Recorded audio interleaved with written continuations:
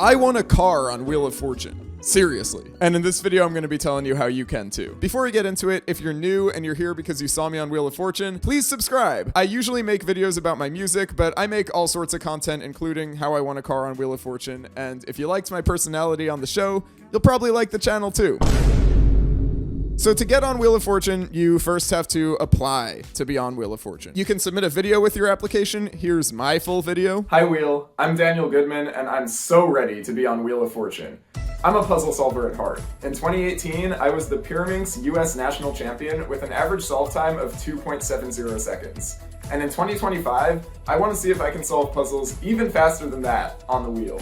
Another reason I'd be great for the show is that I love bringing fun, positive energy to stages. In fact, if I win big on the wheel, I'd put the money towards following my dreams of pursuing my music career and performing all around the world. And before I go, I actually have a puzzle for you.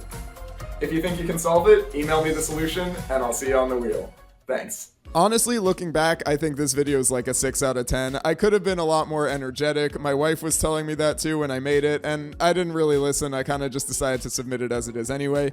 And hey, it worked. But if you're trying to be on the show, one thing they always say is that you got to bring that game show energy. So like if I had to do this again, I would definitely be a little louder and more energetic in the video. Now, I submitted that video back in February of 2025. And much to my surprise, I heard back from them pretty fast, and I actually did a little audition on Zoom. There were a few rounds of auditions that I went through, and in the one where I had to like solve puzzles, I feel like I did really badly. I hadn't started the practice grind yet at all because, I was just applying. There was no confirmation I was going to be on. And like, I really didn't do too hot. I don't know if I solved any puzzles in that audition. I might have gotten like one. So genuinely, I felt like I bombed it, and I was like, oh well, I'll apply again next year, no harm, no foul. Plus, for those of you who know me, 2025 was an insane year for me. I had 2 weddings to the same person. My wife's from Vietnam, so we had our first wedding there and then our second wedding in the States. I also had the biggest concert of my life in Seattle. I released an album that I'm super proud of. There was just so much going on in 2025 that I don't even know why I thought adding Wheel of Fortune to the mix would be a good idea. So when I didn't hear back for a while after that bad audition, I was like, okay,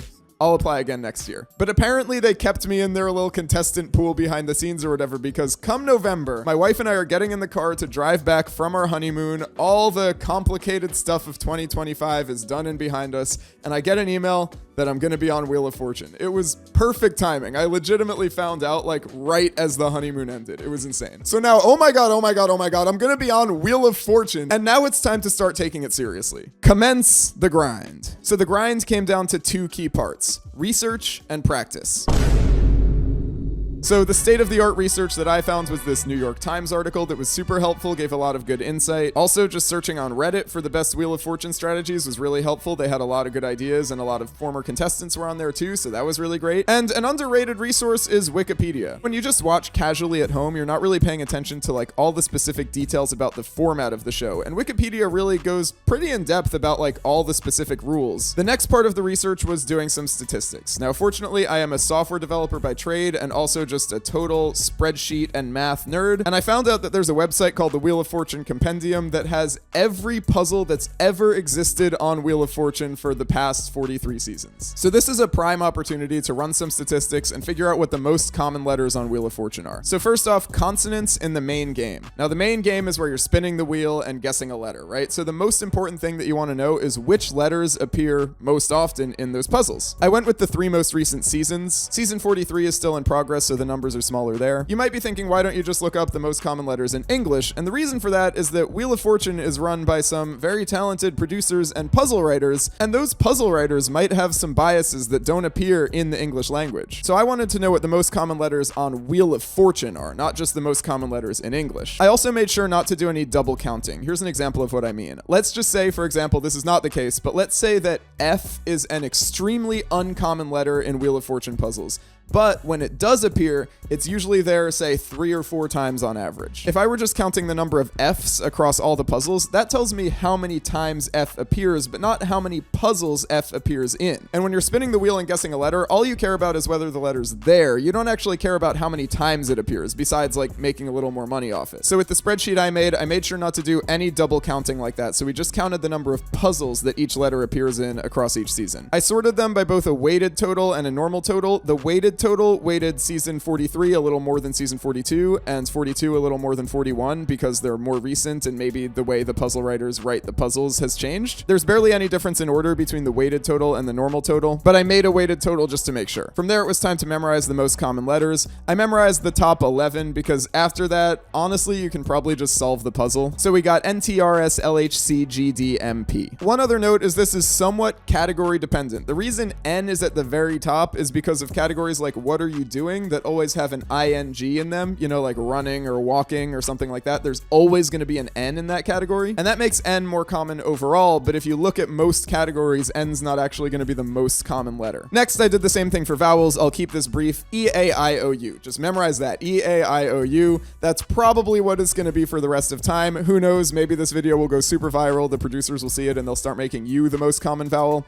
I don't know. The next part of my research was bonus round letter frequencies. Now, the bonus rounds is where you have the potential to win the most money. That's where you're going to win $1 million if you win $1 million, or either way, the prize in the bonus rounds is always a lot. Now, obviously, to make it to the bonus rounds, you have to be pretty good at the main game. You know, you have to beat your other two competitors to make it there. So I didn't want to put all my effort into the bonus round, but I still put probably a majority of my practice time into bonus round practice because assuming I make it to the bonus round, I really wanted to be prepared. And let me be real with y'all. In the bonus rounds, the Wheel of Fortune puzzle writers do some crazy stuff. There are some famous bonus round puzzles like Yummy Figs and Olives, which are just almost impossible to solve. They have a lot of weird letters, and who has ever said yummy figs and olives? There are actually a lot of strange letter frequencies in the bonus round, and it changes a lot from season to season 2, most likely because the producers know what the competitor's best strategy is at any given time, and they might therefore tweak their strategy to make those letters appear less frequently in the bonus round. Now, for the bonus rounds, you actually do want to double count, and the reason for that is, according to the New York Times, people actually do better when they have more letters. And it doesn't actually matter whether those letters are duplicates or not. You know, it doesn't matter if you have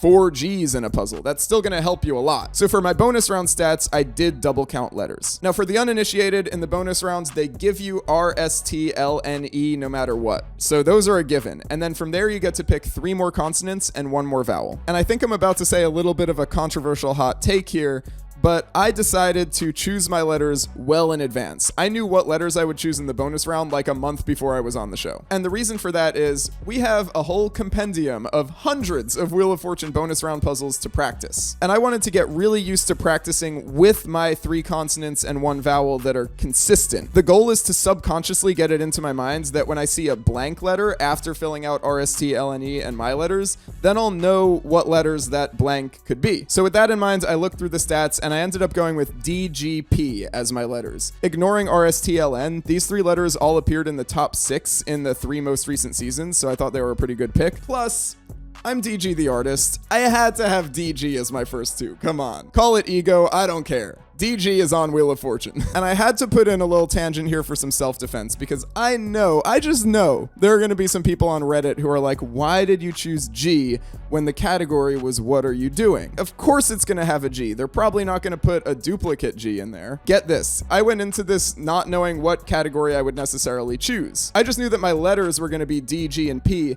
And from there, I practiced a bunch of Wheel of Fortune bonus round puzzles and figured out which categories I was best at. It just so happens that of the categories they presented me with, what are you doing was my best category. But we'll get into that later. I just wanted to say that in case anybody is already getting mad at me in the comments. This was an educated move, I'll have you know. Next up, the bonus round vowel. I went with I. Once again, maybe a controversial take for the what are you doing category because, you know, what are you doing is guaranteed to have ing in it. I don't care. Now, a quick tangent. I repeat, do not blindly use my letters if you find yourself in the bonus round in Wheel of Fortune. Unless this video gets a few million views, in which case, definitely do not use my letters. The Wheel of Fortune bonus round is an arms race against the puzzle writers. So the best thing you can do as a prospective player is to look at recent puzzles and run the stats like I did and go based on that. You know, see which letters they're using the most and then choose those letters. Or your second best bet is just to pick a few random, relatively common letters and practice the heck out of them like I did. Even if you're not necessarily optimizing for what the producers are doing, you're still getting those letters in your head, which I think is a good move personally. Anyway, I spent a couple days doing all that research, and now it's time for step 2, practice. There are 3 things to practice: toss-ups, normal puzzles, and the bonus round, and I'm going to give you some tips on how to practice all of them. So toss-ups are the puzzles where the letters just show up on the board one at a time, and then whoever buzzes in first and guesses correctly wins the toss-up. My strategy for practicing toss-ups was to just watch the show every night and practice with a pen to buzz in. Now the key here is that this is very different from when you normally play at home with your family. Normally if you're playing at home, you see the letters come in and you might sort of like mumble a word to yourself that you sort of know, but you don't know the whole thing. Don't do that. Stand there with your pen, be ready, and buzz in when you know the entire puzzle only. If you click the pen to buzz in and you don't know the entire puzzle, okay, I don't actually condone slapping yourself, but you got it wrong, and you'll have to admit that to yourself. If you buzz in and you don't know the whole thing, that's not a success. Don't rush yourself, just be ready with your pen, focus, stare at the TV, and try to get it before the player's on screen. You will improve with practice. By the time I was almost on the show, I was pretty regularly getting it before the contestants on TV, which was really exciting. Wheel of Fortune also has some like online toss-up practice things, but I don't really like the user interface so much, so I didn't use that a lot. A couple other things to keep in mind. The first toss-up of the game is related to the week's theme, so make sure you know the theme of the week you're on. For mine, it was South of the Equator, but the second toss-up is not related to the week's theme. At least usually. I don't know if that's a hard and fast rule, but it doesn't seem to be. And finally, for the triple toss-up, try really hard to predict what the third one's gonna be. For the triple toss-up, they do 3 related toss-ups in a row, and usually the third one is kind of a funny spin on the first 2. So you might have like 2 things that are kind of similar to each other and one that's like the exact opposite. Or there might be a word that appears in all 3, and it means the same thing in the first 2, but it means something else in the third one. I can't really teach you how to get good at this, but if you watch the show a lot, you'll kind of get the idea of how the puzzle writers think, and you can sort of predict a little bit what that third toss-up is gonna be. Next up is the normal puzzles, where you're spinning the wheel and guessing letters. My number 1 tip for normal puzzles is to download the Wheel of Fortune app and practice. I was playing this app all the time in the month leading up to my show. The way I would practice would be to try to guess as few letters as I needed to solve the puzzle. Ideally you want to be able to solve the puzzle pretty fast, and then when you're on the show you can decide if you want to keep spinning for some extra money or not, but it's in your control if you know what the puzzle is super early. I would also watch the show and try to solve the puzzle before the contestants, and also figure out what would be some good letters to guess. And the other fun thing you can do once you've run your own statistics on letters is you can judge contestants who guess bad letters. Why are you guessing X? What are you doing? Finally, the bonus round. This is where I went overboard. So I made a really complicated spreadsheet to mimic the show. I made a used letter board on the side like you have on the real show, and then I made the actual board with the letters filled in and the category next to it. Also, with some Python code, I generated a list of all English words that don't use any of my letters. So I had a long list of every word that doesn't contain RSTLNE DGPI, which actually is a smaller list than you'd think once you filter out words that are very unlikely to be on Wheel of Fortune. Like Once I had that list, I went through and figured out which words would be the most likely of those words to appear. So for 3-letter words, for example, we had you, way, off, who, why, how. I didn't memorize the entire list, but I got pretty familiar with it to the point where when I would see fully blank words show up on my spreadsheet when I was practicing, I had an idea of what it could be. So in the spreadsheet, I took about 400 of the most recent puzzles. It actually helped that I was taking a little bit of a hiatus from watching Wheel of Fortune in my adulthood. I've just been super busy and hadn't had a lot of time to watch, so I really didn't know any of the recent bonus puzzles. And I recorded a bunch of the grind too. Here are some highlights. Hype up the crowd, right? Oh my god. 1868. Just say the word. I did. I just said the word. Phrase is the category.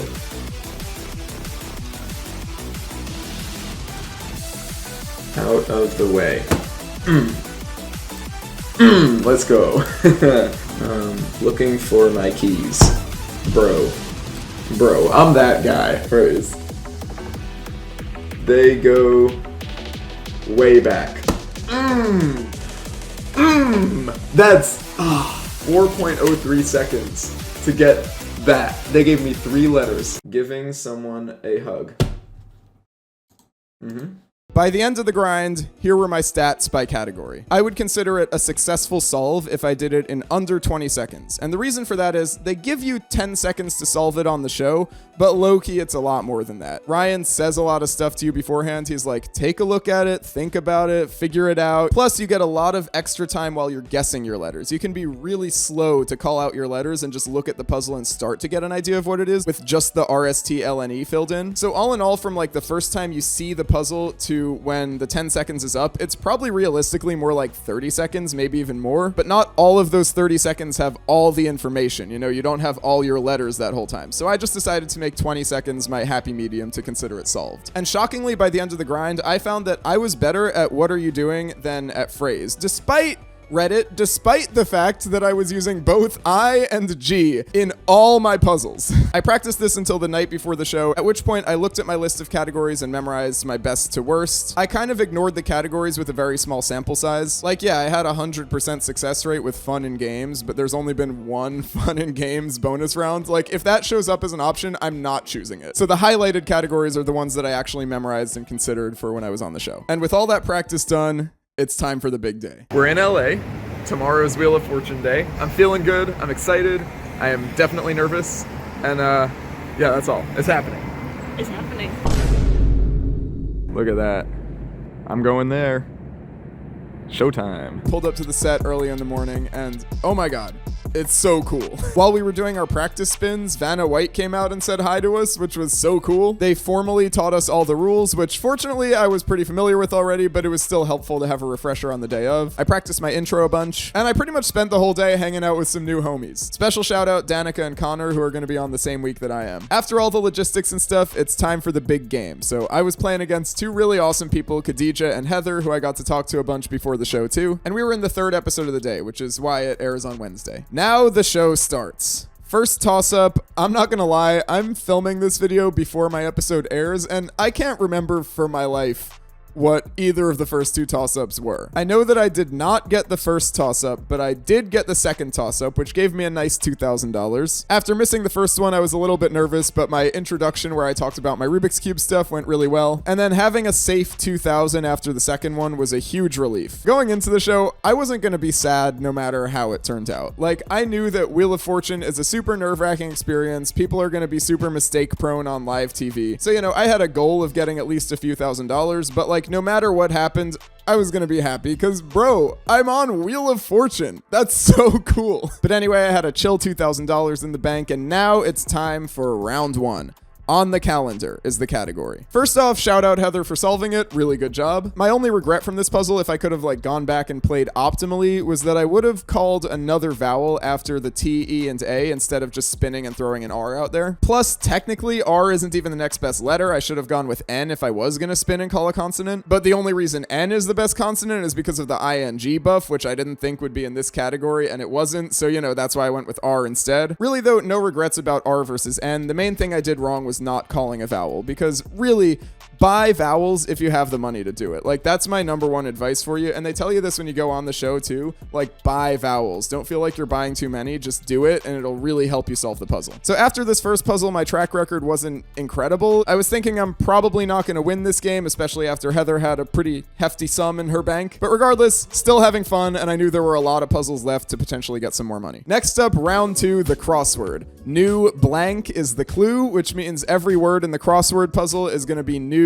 something. I'm really happy I got this one. I could have, in theory, kept spinning for some more money, but that's not how I play. Going into the game, I knew that I was going to play really conservative. As soon as I knew a puzzle, I was going to solve it. I wasn't there to take risks and ball out. My goal was to play really disciplined, really safe, and stick to the strategy and get what money I can get. The way I solved it was I figured out age after seeing A blank E. I just went through the letters. I figured out it's new age. After figuring out that G, then England became pretty obvious to me. Year was a pretty easy one. When you think of new blank, new year is kind of one of the first things that comes to mind, so I was probably kind of already looking for it anyway. So I had those three, and after I got England, I analyzed the board a little more, and I figured out that the Y in year could also be for a Y in York. Decided to go for it. Got a nice 2K. Really happy with that solve, and I'm glad I didn't like say any words wrong or anything. The crosswords are really easy to mess up if you just like, you know, say a word a little weird or you know, forget one of the words as you're like mid-solve. So I'm glad I didn't make any crazy mistakes there. Next up, round three, the prize puzzle, the most important puzzle of the day. If you win this, usually you win the game because you win a big vacation that counts towards your total money earned. Now the answer was pristine wilderness. And oh my God, this was my most embarrassing moment on the show by far. I really hope I have the willpower to not read Reddit after my episode airs, because I just know there are going to be people being like, why did he guess a letter that was already guessed? And my response is, I don't know. Bro, I swear I did not hear anybody call A. I was so focused on the board. And yes, we have the used letter board that shows, what letters have been called already, but who uses that for vowels? Like, there's only 5 of them. Just remember which ones were called. Anyway, super embarrassing moment. I wish I didn't do that because it's like the one egregious mistake that I made that just like every time I watch the episode from here on out, I'm gonna be just like a little bit embarrassed about it. But look, if the puzzle never came back to me, then I would be really mad about that mistake. But fortunately, it came right back around to me. I had my opportunity to guess another vowel. I went with I, which is the next best vowel to guess, and that made it super obvious to me. And for the prize puzzle, you gotta guess right away because it doesn't actually matter how much money you win. You're winning the prize, the big vacation, which is probably gonna win you the whole game. So I decided to solve. I solved Pristine Wilderness. And holy cow, I'm going to Patagonia? I won a light $700 too, which was pretty cool. I'm so excited for the Patagonia trip. Maybe I'll vlog it. Let me know if that interests you. But let me ramble for a minute. Here are some tips from the guy who guessed a vowel that had already been guessed. Buy vowels early and often in E-A-I-O-U order. Never look at the wheel or your competitors or the audience. Like, I know it's tempting. I know you're on TV and you're so excited to see like your family in the crowd and all that. No.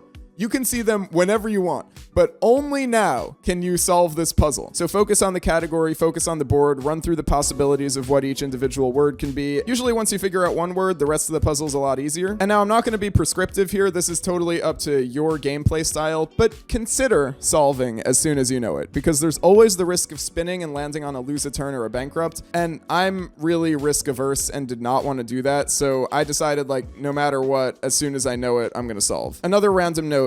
You can't aim the wheel. Going into the show, I was thinking it would be really cool if I could like figure out how much force it takes to do one spin and like try to avoid the bankrupts and the lose a turns and all that. But they explicitly tell you on set, don't aim the wheel.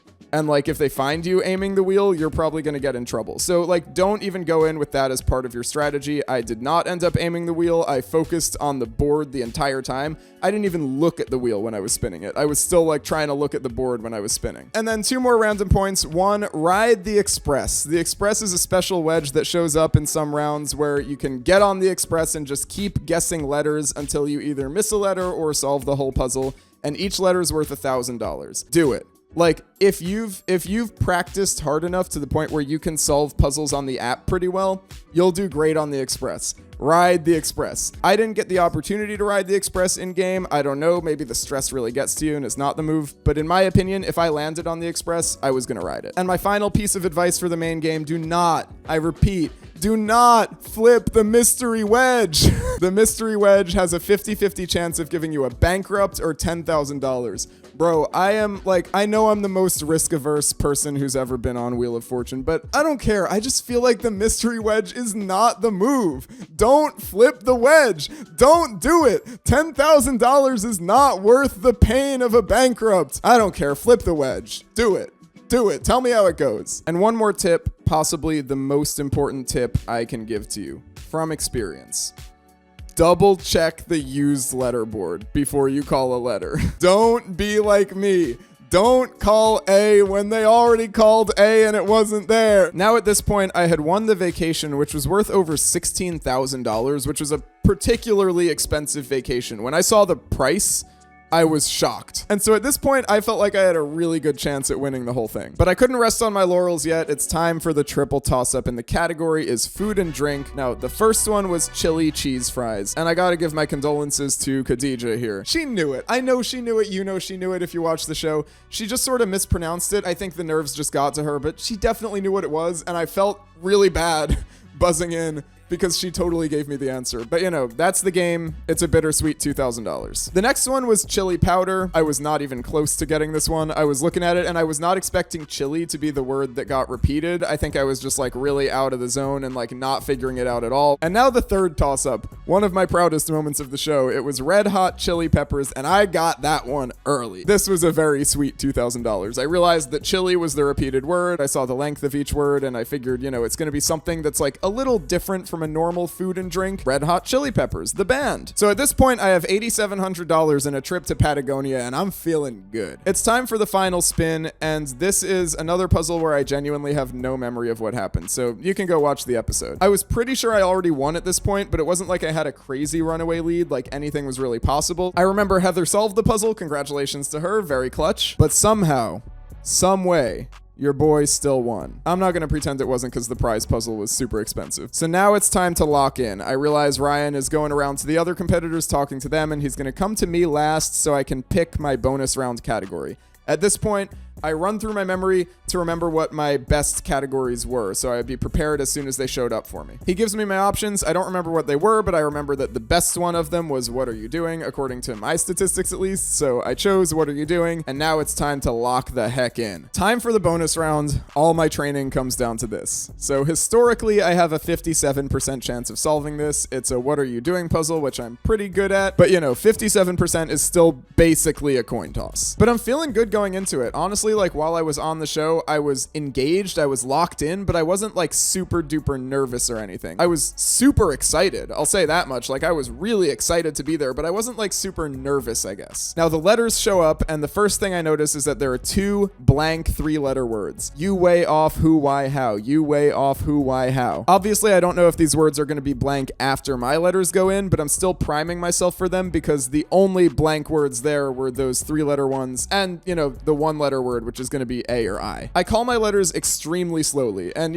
when you watch the episode, you might think, oh, I'm trying to figure out what the best letters to call are. No, I know my letters, and you know that I know my letters, but I needed that time to start like priming myself for what this puzzle is going to be, so I call DGPI as slow as they will let me. And now my letters start to fill in. The final G in the last word immediately ruled out my 3-letter blanks, so those were out of the question there. And pretty early on, I figured out that it was hug. I'm not sure if I got hug before anything else, but I definitely got it early. Once all the letters came in, giving felt super obvious. It's G-I blank I-N-G. Like, what else could it really be? It's probably going to be giving. And there was a remaining 3-letter blank. Now, I was sort of expecting that the last word would be off, and it wasn't. But either way, I was still priming myself for all the 3-letter words, and I very quickly figured out that giving blank is probably going to be giving you. A is the only single-letter word remaining, so it's giving you a blank hug. I asked myself what kind of hugs are there, and then pretty much instantly I figured out giving you a bear hug. Now, I got it before the timer started, so now I realized it's just showmanship. I was emoting pretty big beforehand. I think if you're watching on TV, you could probably tell I already knew it. And in a show of absolute hubris, I turned to Ryan to stay it instead of looking at the board, which is something that honestly I don't recommend doing because what if I was wrong and then I have to turn back and figure it out? But I was so confident that I had it. Holy cow, Ryan opens the envelope and I won a car, and I give him a bear hug, I give Ian a bear hug, I give Clayton a bear hug. Shout out to them for pulling up to the show, by the way. Shout out to Clayton's girlfriends for coming too. I was only allowed to pick 2 people to come down to support me during the bonus rounds, but you were there in the audience. Thank you for that. And oh my God, I won a Ford Bronco. So now what? Now I am a former Wheel of Fortune contestant, which is a crazy life experience. So cool. So grateful to the Wheel of Fortune team for letting me do this insane thing. And now I go back to my life of being a full-time rapper. That's right. I quit my software development job at Twitch to be a full-time rapper. And that'll be the next video on this channel. Stay tuned.